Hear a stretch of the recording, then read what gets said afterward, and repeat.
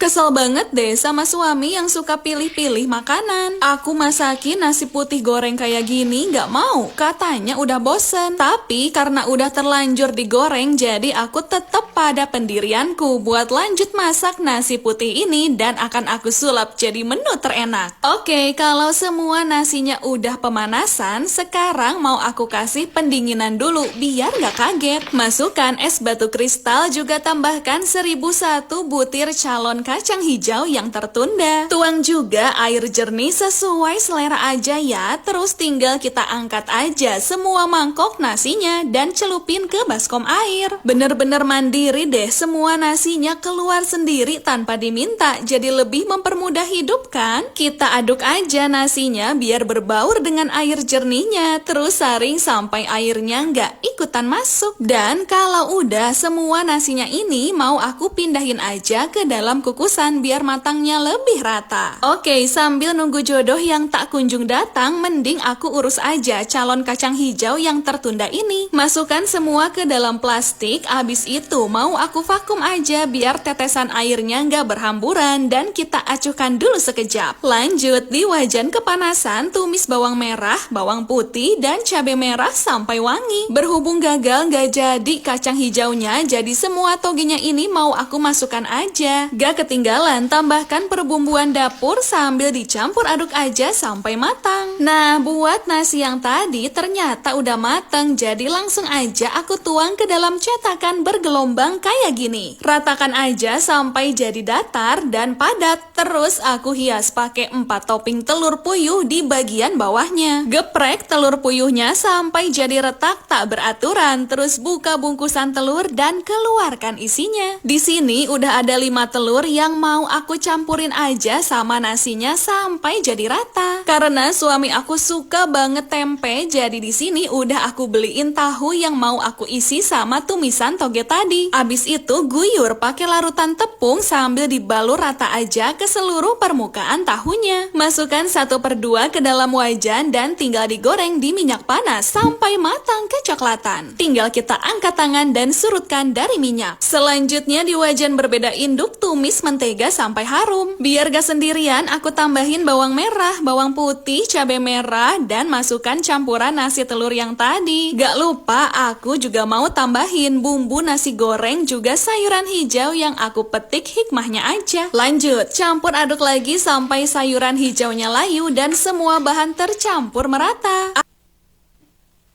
Sayur hijau diambil hikmahnya aja. Aku juga sekalian mau berbagi masakan hari ini dan sajikan nasi goreng telur dadar juga gehunya. Bingung mau masak apa? Nonton DBM aja, kini tersedia di semua sosial media. Lihat di BM atau lupa cara masak simpel? Iya, coba bener. Kelihatannya ribet. Mau niru tapi ribet nih di BM. Tutornya ribet. Ngeri ini. Siapa yang bingung masak cumi dibikin menu apa? Simak video ini baik-baik guys, karena aku mau bikin menu yang beda dari biasanya. Dan ini biasanya ada di menu masakan Madura ya guys. Cumi bumbu hitam ini enak banget dan gurih banget guys. Bisa jadi ide jualan kalian. Kali ini aku tapi bikin yang beda. Cuminya aku kasih isian ya guys. Ini pertama dibersihkan dulu cuminya. Kuliti juga kulitnya, kemudian pisahkan dari kepalanya, ambil tintanya. Lalu perasi air jeruk nipis dan dicuci bersih ya guys. Kemudian kukus tahunya kurang lebih 15 menit. Kalau udah taruh di cobek dan dipenyet-penyet kayak gini. Kemudian dihalusin sampai benar-benar halus kayak gini ya guys. Lalu tambahkan saripati air laut, penyedap, dan lada bubuk. Tambahkan juga sedikit aja gula pasir. Kemudian kalau udah tercampur merata, masukkan ke dalam plastik segitiga. Lalu ditali, diikat ya guys biar rapi. Lalu semprotkan ke dalam cumi. Jangan lupa kepalanya dikembalikan lagi dan ditusuk sama tusukan gigi kayak gini sampai jangan penuh-penuh banget, cukup 3/4 aja isinya. Kemudian didihkan air dan tambahkan minyak, lalu masukkan cuminya tadi, ini direbus sampai cuminya itu matang ya guys. Kalau udah, kita halusin bumbunya. Di sini ada bawang ungu, bawang krem, cabai lipstick, dan jahe. Lalu ditumis bumbunya sampai wangi biar dia gak langu sampai matang ya guys. Tambahkan serai geprek.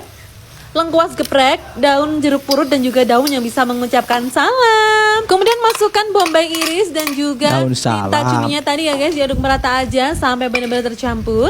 Kalau udah tercampur baru masukkan cumi yang udah diisi tadi guys. Diaduk merata sampai warnanya kehitaman kayak gini. Sisa cuminya kita iris-iris saja kecil-kecil kayak gini.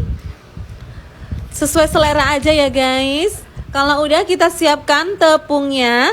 Di sini aku pakein tepung serbaguna, jadi langsung dijadikan 2, kering dan basah. Masukin ke tepung basah dulu, diaduk merata aja, lalu dicemplungin satu persatu ke tepung kering ya guys.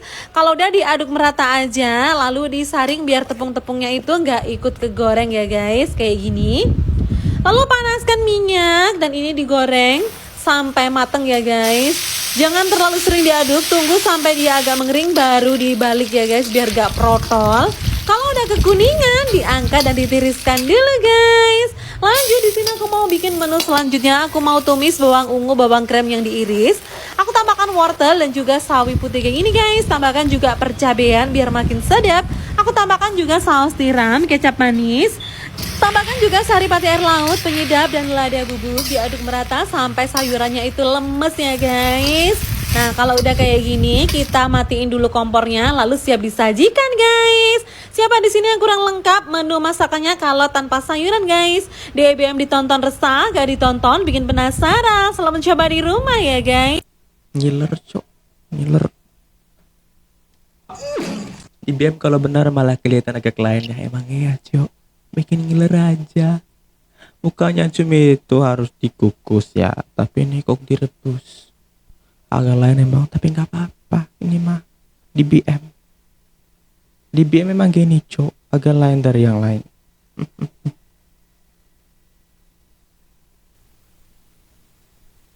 Waktu lagi lihat-lihat bahan makanan di kulkas, kaget banget. Ternyata aku masih punya keju balok sebesar ini. Daripada didiemin aja, jadi kejunya ini mau aku serut-serut sampai hasilnya jadi banyak. Karena masih mikir-mikir mau dibuat menu apa, jadi sementara kejunya aku simpan dulu di atas baking paper. Kita ratakan dulu sampai agak berjarak dan kalau udah, masukkan aja ke dalam oven yang udah dipanasin sebelumnya.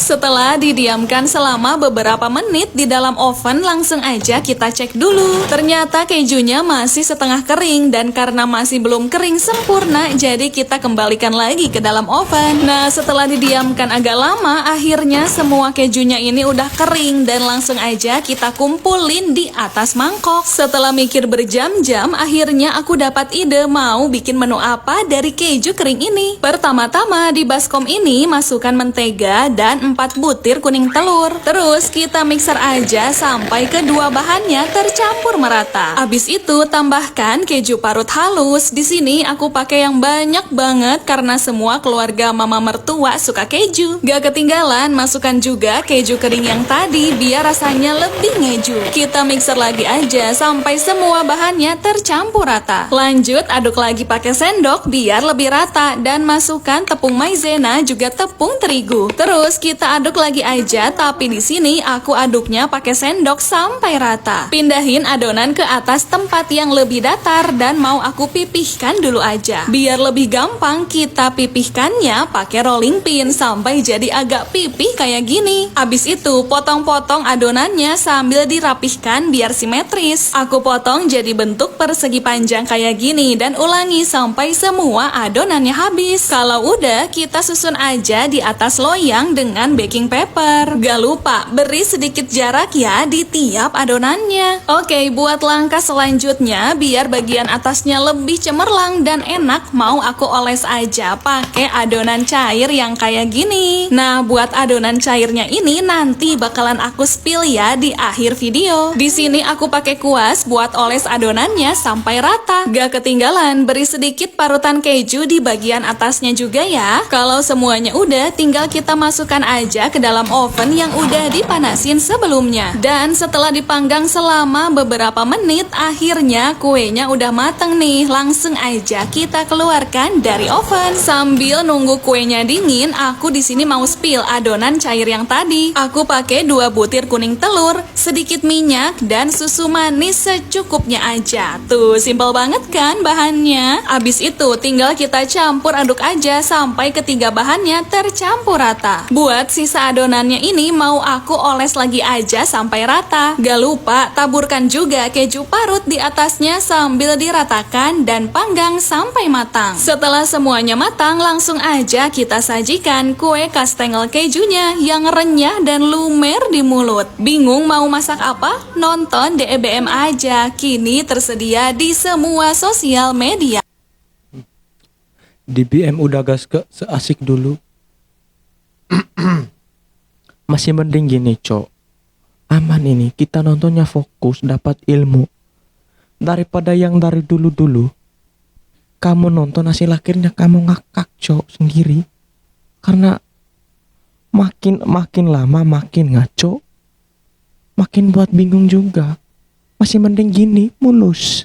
Tumben ya di BM itu beri tutorial yang langsung dapat respon apa gitu ya. Karena dari dulu itu udah pasti ngawur. Ini masih baru saya nonton dari pertama sampai akhir, mantap. Nah ini nih, di BM udah gas asik dulu, masih mending gini, daripada dulu. Mending gini. Ini bukan di BM asli, ini yang seharusnya. Daripada kita di prank terus, push di prank. Ini next.